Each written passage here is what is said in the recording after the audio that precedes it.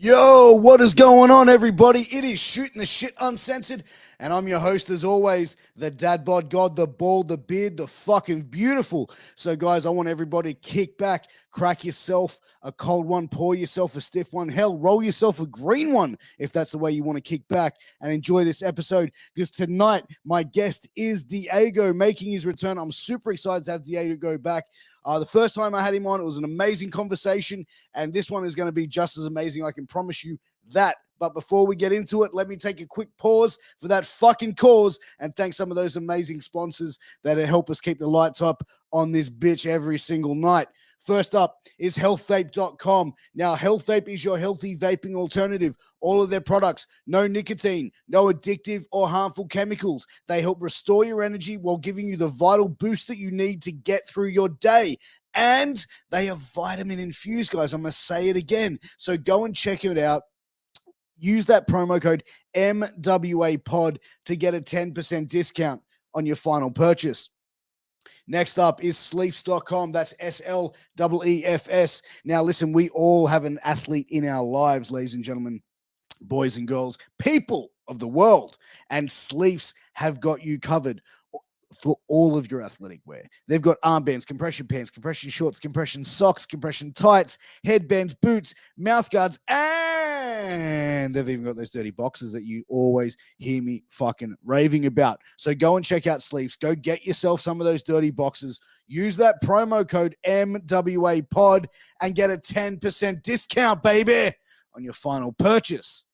I'm pumped. I'm excited, guys. And it's great to have Diego on. We're going to bring him out in just a second. But, guys, do me a favor. Wherever you're watching us, whatever you're watching us on, listening to us on, we appreciate you. But please like, subscribe, share, comment, all that good shit. If you're listening to us on a podcast platform, please give us a 5-star review. We appreciate it. We appreciate you all. But, guys, without further ado, I think it's time to get on with my conversation with Mr. Diego Dance, baby!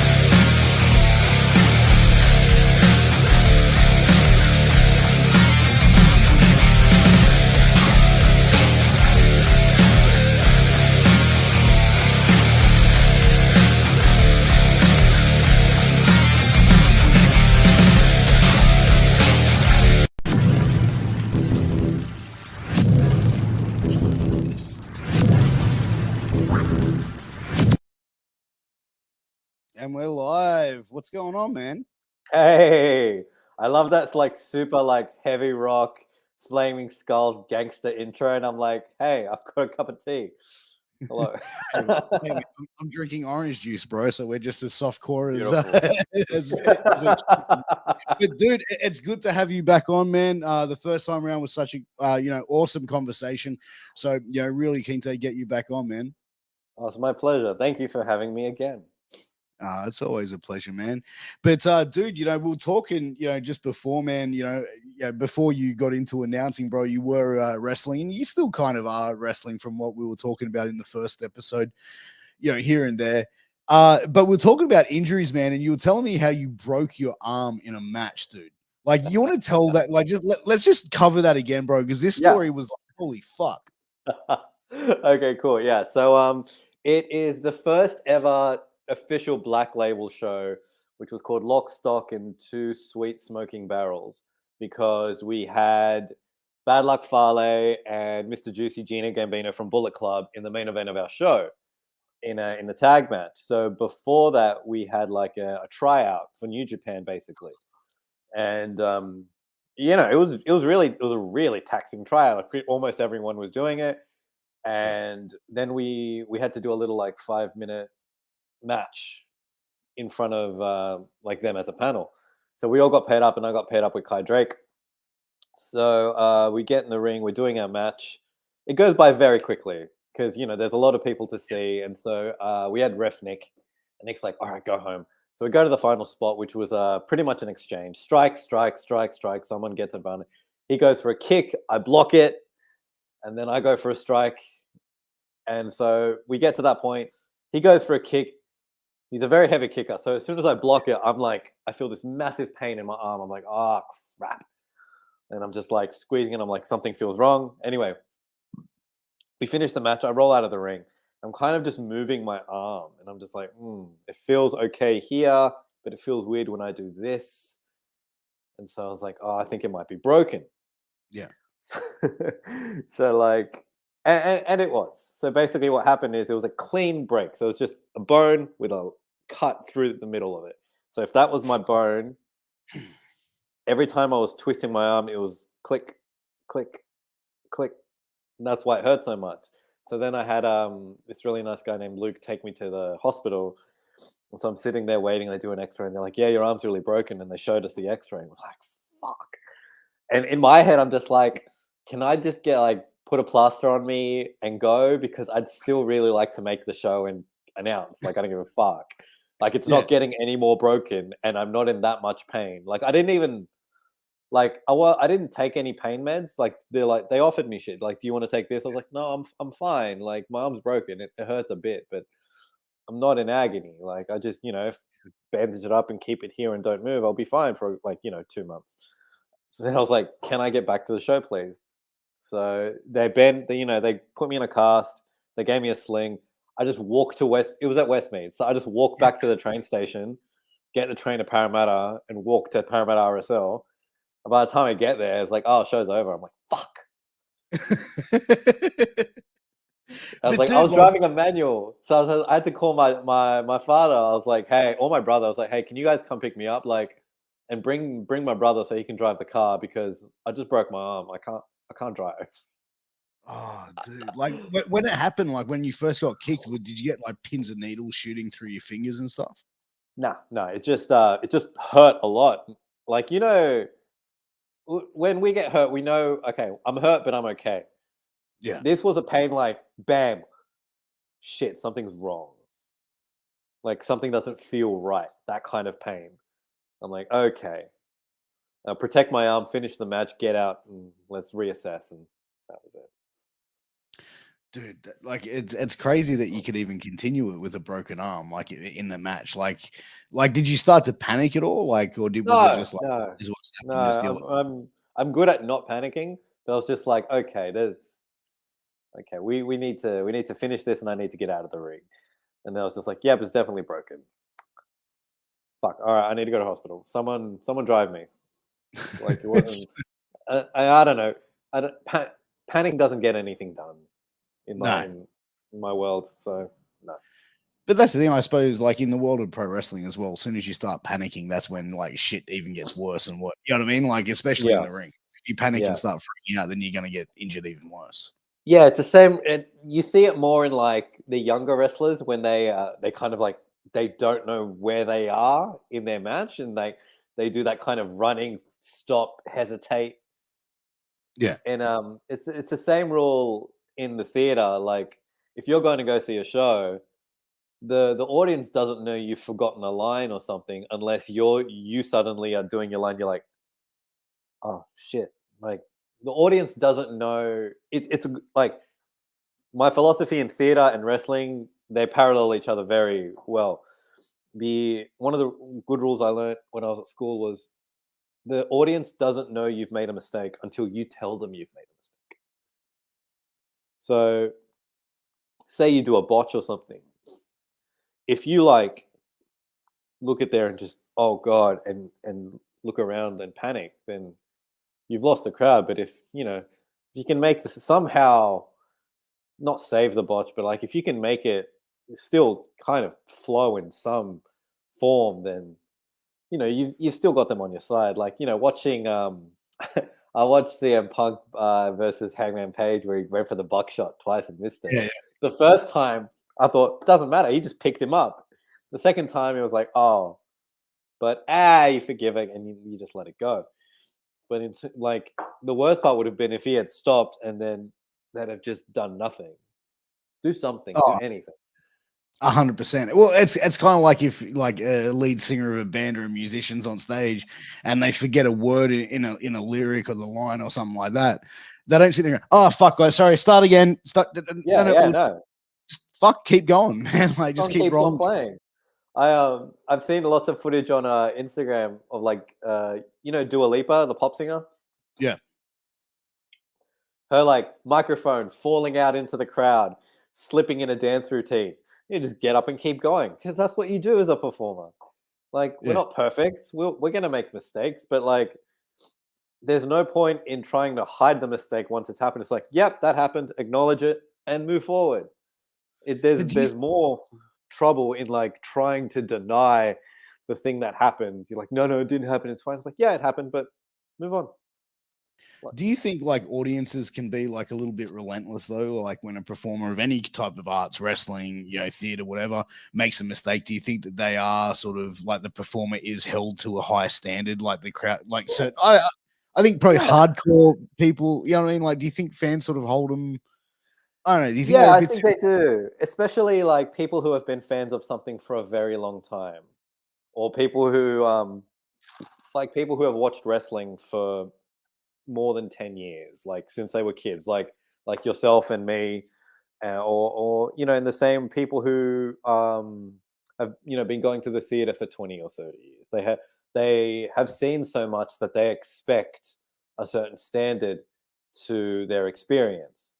Yeah, So inevitably there's always going to be someone who's like, oh, you're shit, blah blah blah blah, and there's always going to be some newer fans, or people who take in your product that are a bit more forgiving. But it's the nature of the beast, because you want to keep those long-term fans or viewers, but you also want to be bringing in newer viewers. So it's always going to be there no matter what, I think. oh, 100%. And I think it's always easy to be a critic and to sit there on the sidelines and sit there and say, oh, this is fucking blah, blah, blah. All right, dude, you get in there and fucking, do a Macbeth play and remember, like, or whatever it may be, Yeah, or a pro wrestling show or a match, and see how you do fucking a well buck. Yeah, you do a buckshot lariat and see how it goes. Oh, dude. But what's interesting? We were talking last week, and you mentioned that you've actually got a play that you're going to be in coming up soon. Tell Yeah. us. So the play is called Labyrinth. I'd never heard of it before. It takes place during the Latin American financial debt crisis of the late 70s and early 80s, where America was kind of just loaning a bunch of money to the like Mexico and Brazil and stuff like that. And it just all went to absolute shit, and everyone was just in massive debt.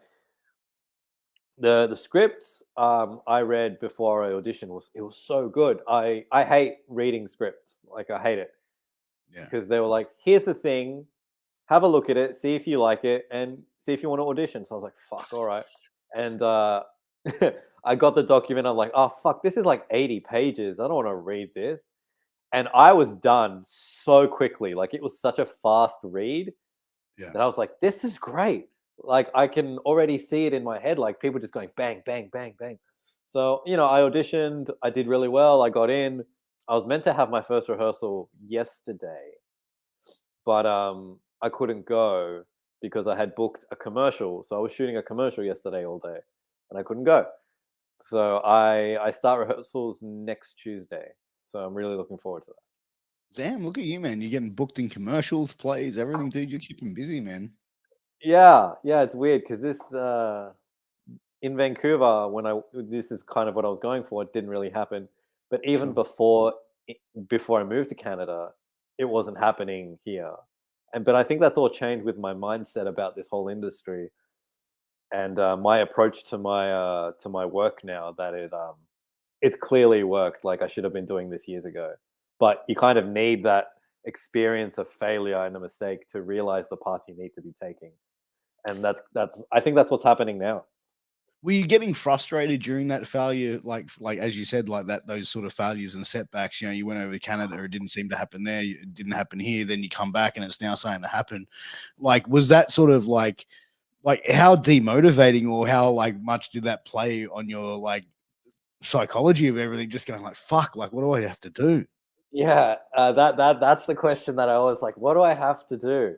But I think so because it wasn't happening here. I was like, you know what? Fuck it. I'll give it a chance. I'll go to Canada, just see what happens, right? And because I remember going to like a course, not a course, kind of like a seminar here about moving to Vancouver and working in the film industry, either not in just a performance, but like production, stuff like that. So I got a lot of good information before I decided to go over. And what happened, like, okay, here, I was like, okay, nothing's happening here. I'm not doing that great. I'll go over there, give it a shot. Because I was just, I was like, I know I'm good and I know I've got the enough talent and skills to do it over there, but I kind of, I rested on those laurels too much. That was my problem. So back when I was still here, and this was ever since I left acting school, every time I'd go to an audition or do a casting or anything, I was always thinking, like, so let's say example, if you were the person casting me, I was like, okay, what does Piers want to see? Like, I can do anything. I was like, what should I do that's gonna make Piers like me and make him want to hire me?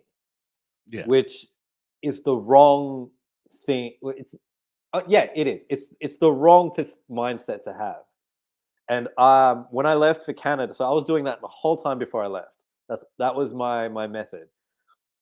When I left for Canada, I was like, okay, I know I'm good enough to do the work. I'll just see how I go. And I remember doing this audition class, and the class was actually practicing auditions. So it was a on-screen camera class. It was about 12 of us, and every week our teacher would give us a casting call from a previous show. Yeah. And each week, the cameras in the room were set up to resemble different casting studios around Vancouver.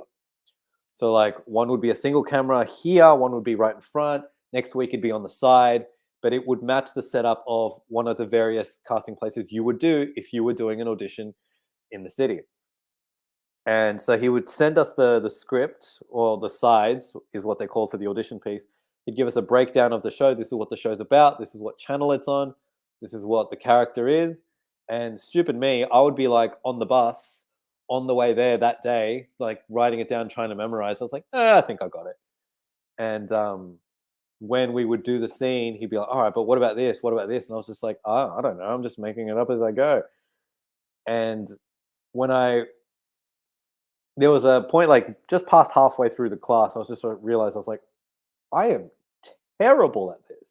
Like, we would get those scenes sent back to us the next week so I could watch myself over. I was like, I have no idea what I'm doing here. Like, watching myself act, I'm like, you don't know you don't know shit about what this scene is. And it finally clicked in me, and I had a little bit of a breakdown, to be honest. I was coming home one night, and I'm like, I don't know why I'm here.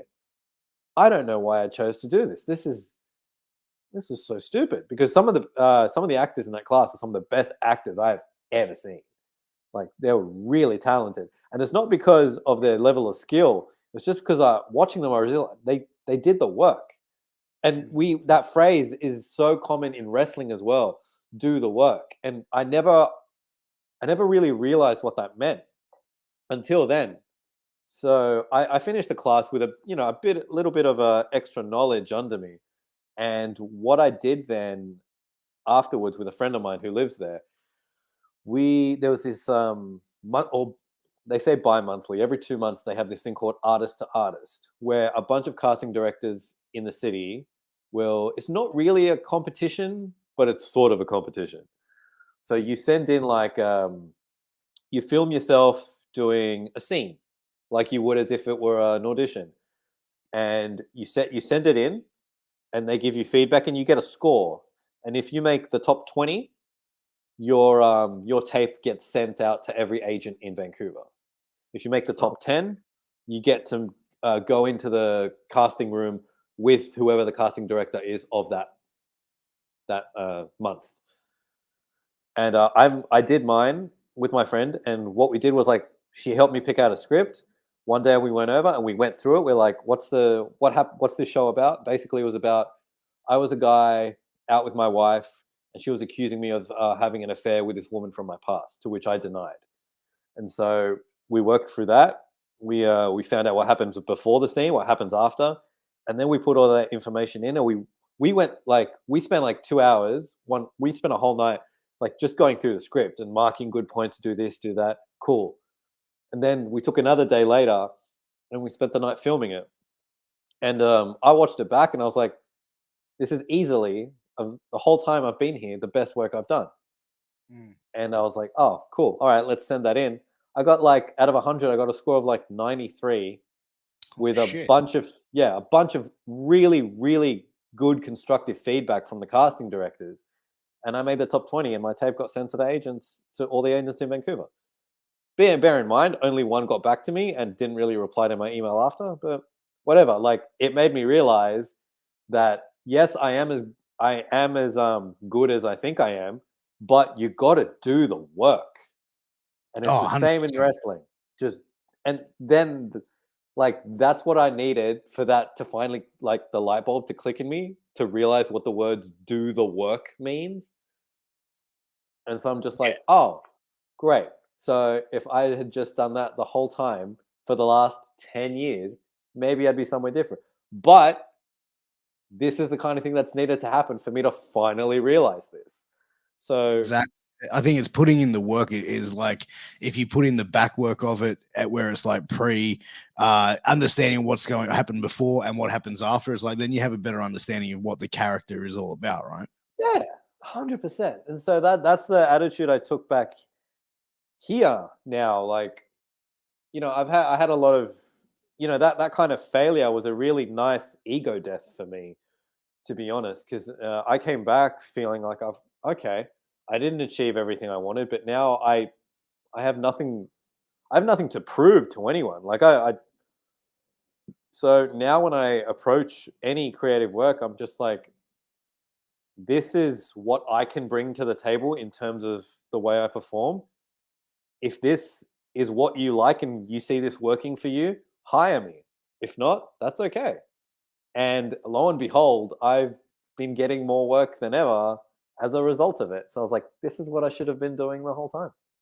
Yeah. I think it's like putting in the extra bit of work that like not everyone else will be doing. Right. So it's like setting yourself up, understanding what you need to do and going that extra mile to ensure that you can get it done. Yeah. And also, it's just doing the work, but also like being yourself. And it's the same like when I'm auditioning and stuff now, I was like, all right, I'm Diego. This is what Diego does. This is Diego stuff. If you like it, give me a call back, hire me, whatever. I feel like it's the same in wrestling. It's like if in your head you're trying to be like some other wrestler, it's not going to work. It's not authentic. Just do you. Just be the best version of you because that's what's going to sell. Like Yeah. No, you copying I someone else isn't going to get anything achieved.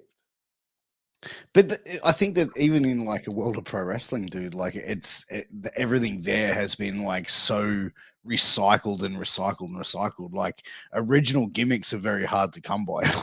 Like, yeah, I mean, you see them pop up every once in a while. But like even then, like I think now you probably see more originality than what you did say 10 years ago. Mm. Yeah, and I think it's because people aren't they're not trying so hard, but they're more like there's a lot of less gimmicky names and just names like normal people names, and then you Yeah. start to see what they do with their character, and eventually it's so good like it keeps evolving. So the a good example is Mick Moretti. I've known Mick since I first started. He was in the class above me. He was Mm. mint condition Mick Moretti. Just this guy with luscious long hair who was minty fresh, blah blah. And now he's the rapscallion. He's this absolute just maniacal agent of chaos. And it's just a it's it's got its ebbs and flows throughout the years. Like things change. He doesn't need to be, you know, the rapscallion. It's just that's part of who Mick Moretti is. Like, you know what I mean? And 100%. yeah, it works for him. Like, yeah, But I think as well, like you can have like different parts of like, but you know what? Like you look at gimmicks and stuff, right? And the most over gimmicks are the ones which are the most relatable to the person, right? mm. It's either the most relatable or the least relatable. Like no in between. Yeah, Like like I want you to, I got want to have Wyndham Rotunda and Bray Wyatt. Like, what the fuck? yeah, like Bray Wyatt or like the Fiend. Go to the extremes. Like there was a I can't remember his name, forgive me, but an old French theater director who liked to put on really controversial show. He liked to really evoke some kind of reaction. He wanted you to either love it or hate it.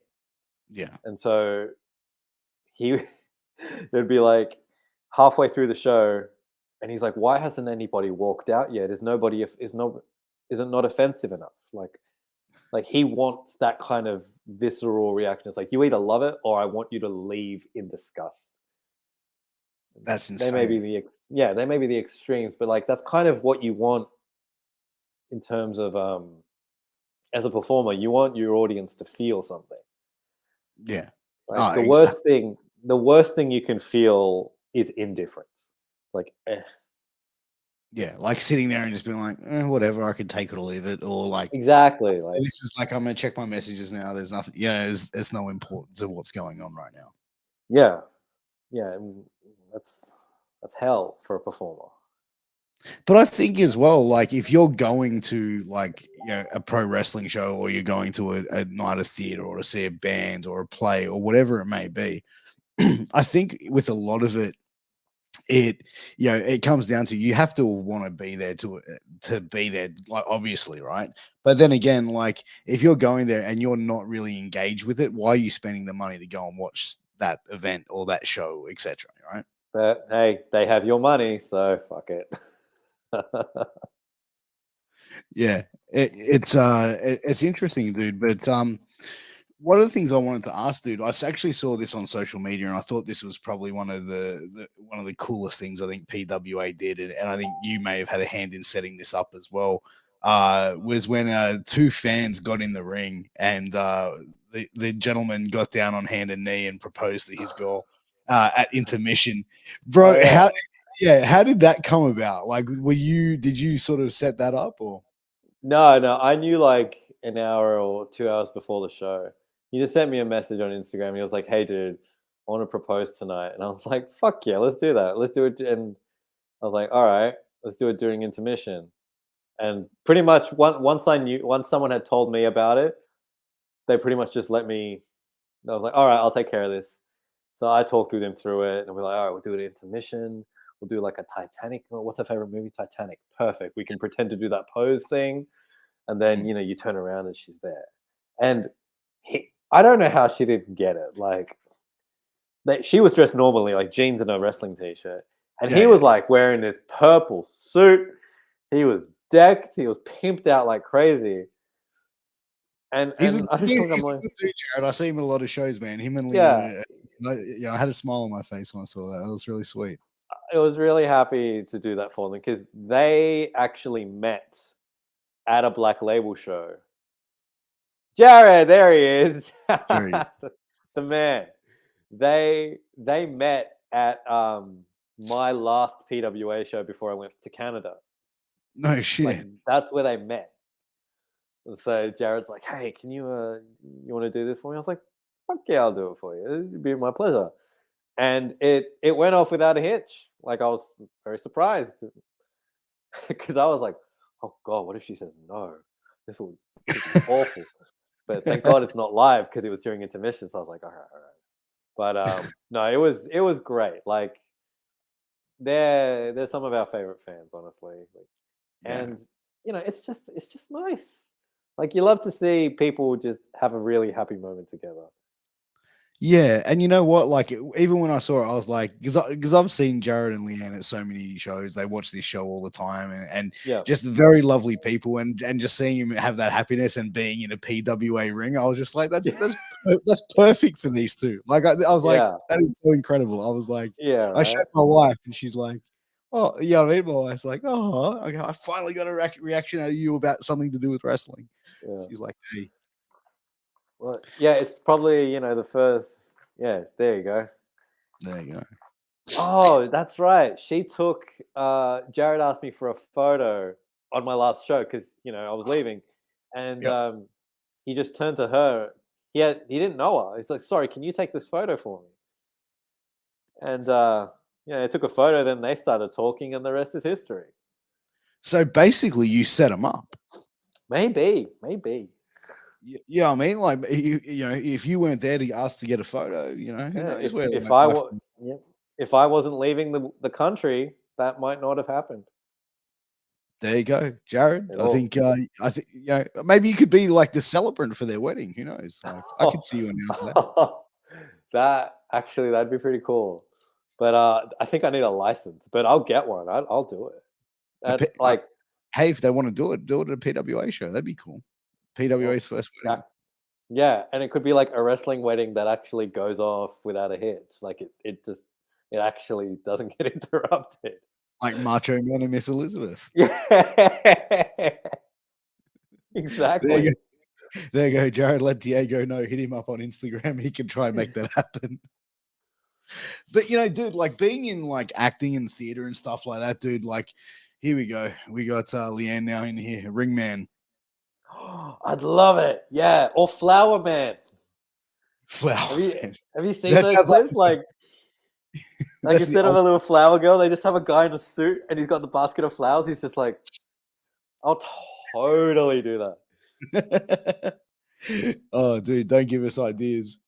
But like, dude, like being in acting and being in the arts and stuff like that, man. Like you see and hear that there's been like a lot of sketchy behavior in that sort of like industry for years and years.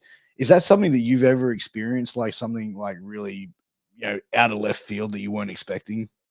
Not particularly in terms of like, people who are just out to take our money and that kind of thing. I haven't really experienced that. A lot of my friends did who worked for a certain theater company who were just very strange people who didn't really know how to run a business, and they ended up they weren't very nice to their actors, and they treated them pretty poorly over the course of like nearly 10 years, especially when they'd get a new actor in. They'd kind of treat them like shit.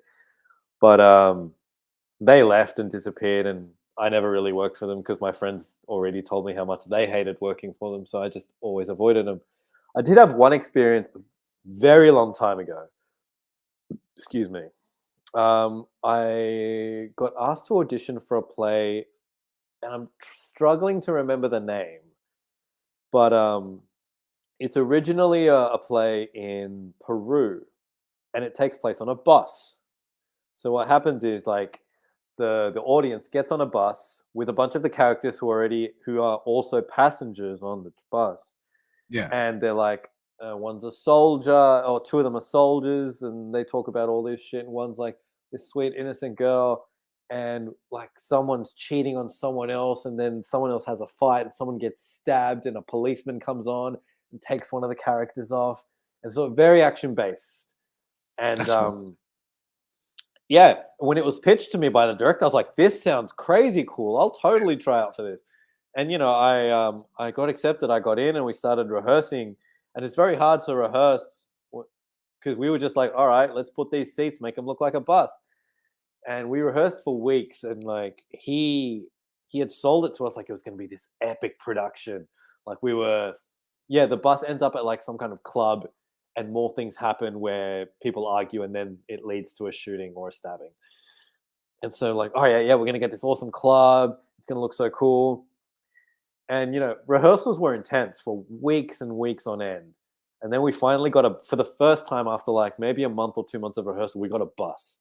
And so it was the whole cast on a bus, and the bus was so loud that we had to scream our lines at the top of our lungs And we're like, this doesn't work.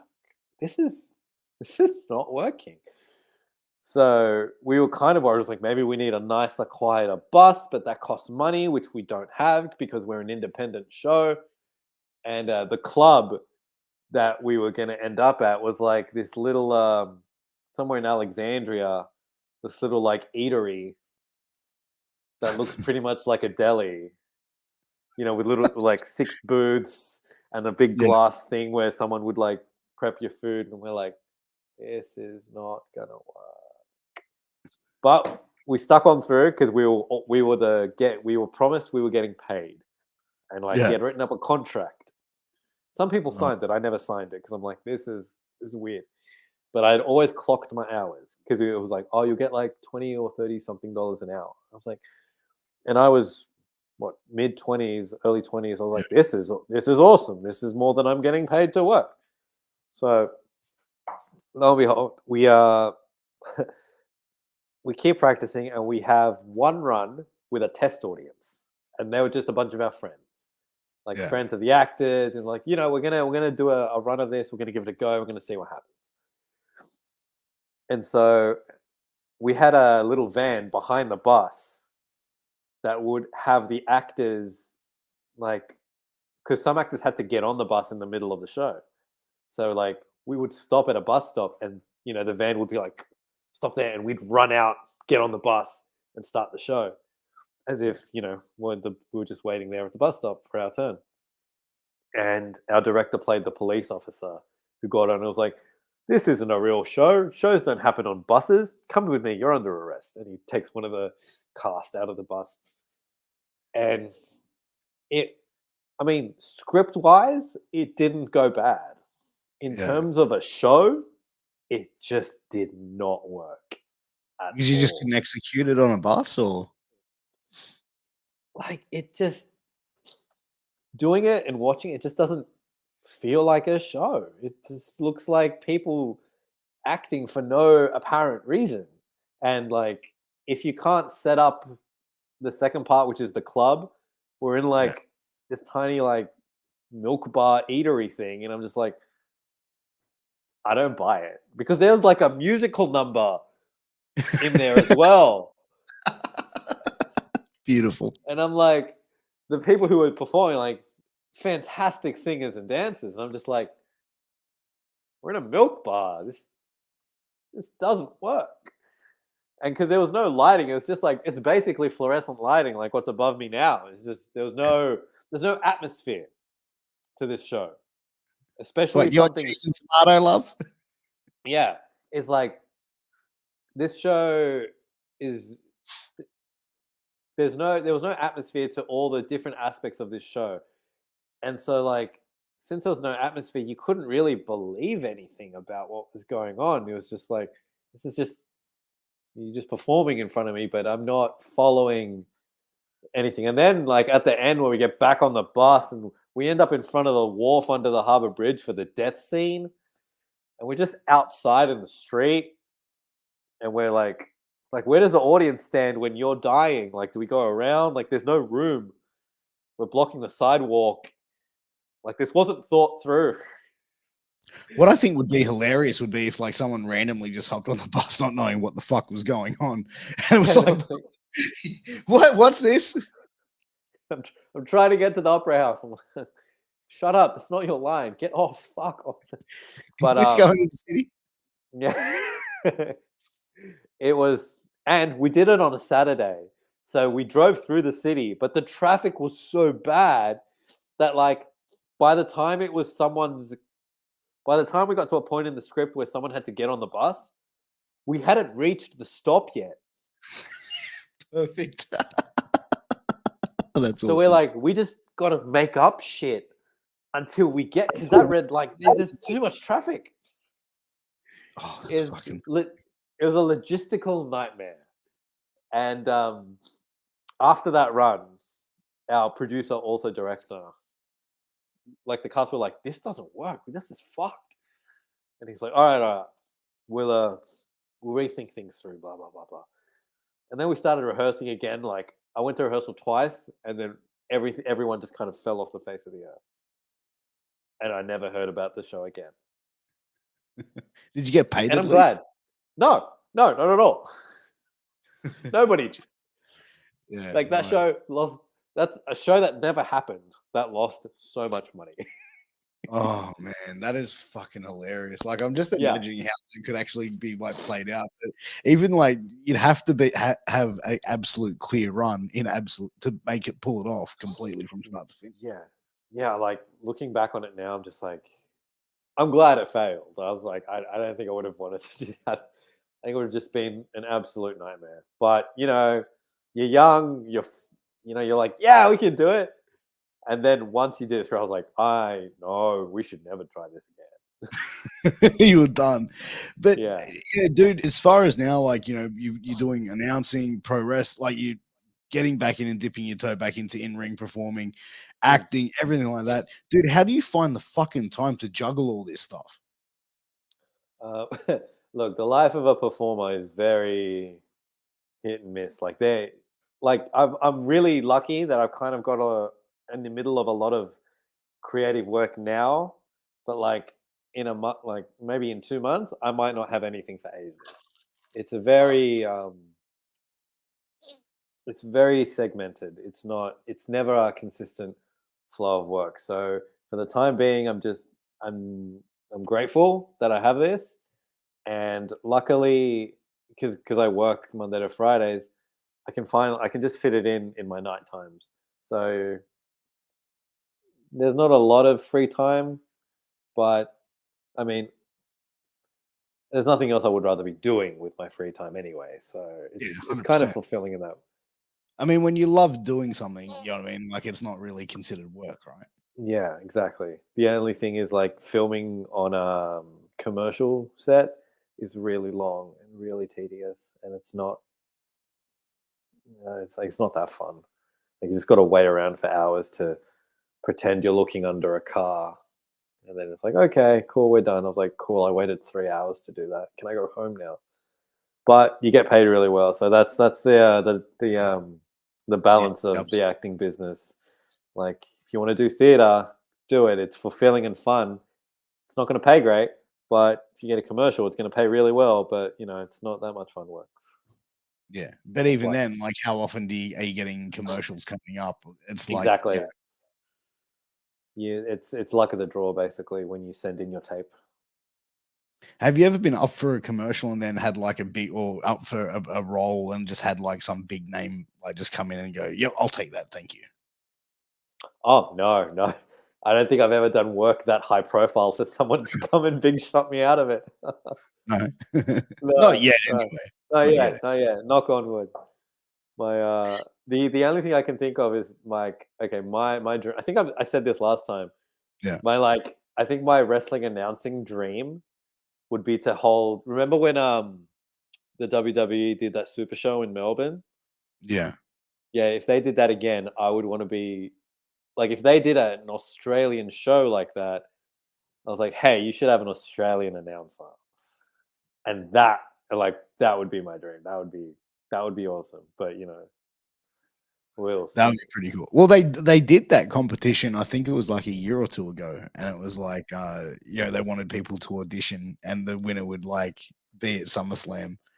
And it was like I think they did it Oh on yeah. TikTok and they had like all these people, but they actually had this dude who I think he was like a voice actor or something. Like he had like a proper mic and everything like this sort of set up, and he did it. And I was like, if this guy doesn't win, that's some seriously fucked shit. Because this guy was like professional as everything, Uh, had the whole setup, and I'm like, this guy's obviously a pro. And then they end up awarding it to some chick who was like, wasn't bad, but it was like, all right, I would have killed it better. right. Oh, that sucks. Yeah, Yeah, that'd yeah. have been cool. There you go, man. Reason to get on TikTok, bro. Yeah. Oh god, no, I'll never do it. I'll never do it. I'm too old for TikTok, mate. I Dude, can't. Like, I have a TikTok and I literally will post clips of like, my podcast and stuff like that. And like, dude, like whenever I go into it just to kill time, just to look at shit, I'm 3 hours later and I'm like, what the fuck? that SpongeBob thing, like 3 hours later, you're like, what the Yeah. fuck? How did? Like it's crazy, man. Like you just sit there and it's like, fuck, 3 hours staring at my phone, just looking at fucking TikTok videos. Yeah, that's why I don't, man. I know I'll go down like some kind of rabbit hole, and I do that enough with YouTube and Instagram, bro. Like, fuck, I don't need another one to like send me down another hole. Well, dude, you know what is funny? I was actually talking to my wife and I said we should go back to using flip phones so we don't have smartphones anymore. And she's looked at me like I was crazy. She's like, no, we're not doing that. Man, I remember when I had my flip phone, I felt like such a gangster because like there was a little screen at the front of it, so it would Yeah, light up when someone was calling, and I'd like flick it open with my thumb and like, hey, I felt like always felt like the maddest cunt. that's it. The, And the and Motorola razors, right? yeah, and then I had one of the slide phones, which was Yeah. like I was like, oh, slide. I like felt like such a gangster, man. It was the best. Well, dude, when I was younger, I worked in it for a mobile phone retailer in my early 20s. So, like, I got a new phone every second week from like Wow. suppliers going, yeah, try this. It was like I had like one of the first like laptop phones and shit. And I was like, I think I'm so cool. I don't have to use any of this shit, but I'm going to walk around with Yeah. this phone for 2 months. It's Fuck. like, yeah, oh man, the joys of it, dude. But man, look, what have you got coming up, dude? Like I know you've got the Labyrinth play coming up. When is that actually going to be opening up for So showtime? that opens in mid-August. That will be at the Flight Path Theatre in Marrickville. So that's part of the Marrickville Markets on Addison Road. Like when you walk in, there's a theatre on the first thing is a theatre on the left. So that's where that's going to be. I think I'm going to be doing a play now for the Sydney Fringe Festival. Oh shit. That'll go on in September, and I've got a TAB ad that I just did, which might I don't know when that's coming. And I filmed a commercial for my car yesterday, and I don't know when that's going on air either. But one day see a random ad and you'll be like, "Hey, that's Diego holding two tires, looking weirdly at the camera." That'll be me. There you go, man. We'll have to make sure to check it out. But we are just getting close to wrapping it up. We are going to go down and we are going to have another game of 60 seconds with Piers because why the fuck not? We've got a lot of questions to get through that we didn't get through the first time. If you're Yeah, interested to have it another crack. do it, man. All right, let's get it set up. It is time for 60 seconds with Pierce. Let's get this game started. All right, we're going to start the clock and we will get it going. First up, what TV series can you watch over and over? It's The Simpsons, seasons Okay. 12 and previous. Okay. Would you rather the ability to read minds or move things with your mind? Read minds. What is the shittest gift you have ever given someone?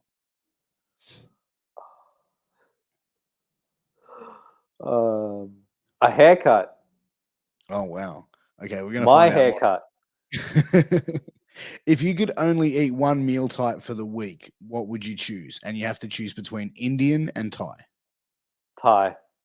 Okay. Would you rather fight 2 horse-sized ducks or 100 duck-sized horses? 100 duck-sized horses. What is the weirdest thing you have ever eaten? A lemon. Whole. What did you get in trouble most as a child? Getting injured. And last one, we are going to one has to go Game of Thrones, Lord of the Rings, or Harry Potter. Lord of the Rings. There you go. Yeah. That has been 60 seconds with Piers. Diego, thank you very much for coming back on. It's an absolute pleasure having you on and talking to you, dude. Anytime you want to do this again, man, there's always an open invitation for you, man. Great, mate. My pleasure. Love it. But where can everyone follow you on social media? You can follow me on Instagram at Diego. Same for Twitter, but I don't post anything on Twitter. I just like to read it. Although I've tweeted like 4 things ever, but one of them I tweeted Nintendo to be like, hey, can you give us like some downloadable content for Mario Kart? Because I would like to try some new tracks. You get new characters in Smash Bros. Why not some new tracks in Mario Kart? And then I fucking got downloadable tracks, and I was like, they read my Twitter. It's cool. Dude, you know what's crazy, right? My son's got a Switch, and he's Mm. got this little like toy car, right? And he can control it with his Switch, and there's a camera on the car, and it's like go and like he has it playing around the house and shit, going around the kitchen and stuff. I had no Yeah. idea what this was. I was like looking at the screen, I'm like, what are you watching, dude? Like he's like, the car. And I'm like, what car? And I'm like, bang, oh yeah, that car. All right, Yeah. cool. Yeah. Thanks, Home dude. circuit. Home circuit's crazy. Like you can Yeah. just make a track around your house, and the game somehow like communicates with the thing to. I don't know. It's fucking wild, but I don't have it. I just like playing online against like mostly Japanese people. Like I go play online, and it's almost all Japanese people that I'm playing. Well, dude, like we have like because we've got a heap of games on like all these arcade fucking things that my kids have got. And the one thing that I find myself sitting up on a Saturday night till 2 a.m. playing and getting the fucking shits with Crash Bandicoot. Oh, oh, what a game! Is That it is, like the first one, the fucking ice bridge?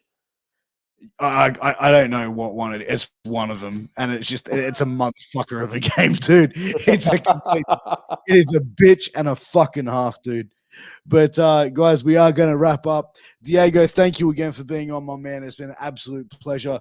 Guys, please make sure you go and follow Diego on social media. Please make sure you follow us on any of the podcast platforms. Give us a 5-star review. Apple Podcasts, Google Play, Spotify, you name it. Give us a 5-star review. Go to YouTube, subscribe, hit that bell to stay notified. We appreciate it. Ladies and gentlemen, until next time, we will see you again very soon. Take care. All the best. Peace.